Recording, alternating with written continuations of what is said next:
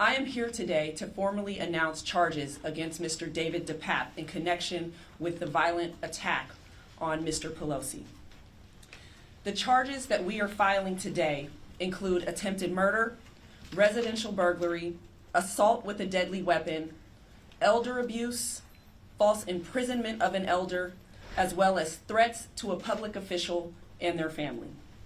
Mr. DePape specifically targeted the Pelosi home to confront Speaker Pelosi. He forced his way into the home through a rear glass door by breaking that glass.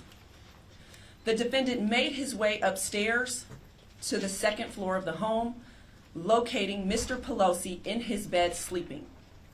He woke him up, confronting him about the whereabouts of Speaker Pelosi. And at some point during that encounter, Mr. Pelosi attempted to access the elevator in the home, which has a phone. The defendant then blocked Mr. Pelosi's access to that elevator. It was at some point after that Mr. Pelosi asked to go to the bathroom, which is where he was able to call 911 from his cell phone. 2 police officers arrived at the front door 2 minutes after that 911 call. When that door was opened, the defendant was holding his hammer, which Mr. Pelosi appeared to be attempting to control by holding a portion of that hammer. The defendant then pulled the hammer away from Mr. Pelosi and violently struck him in the top of his head. The police then immediately apprehended the defendant.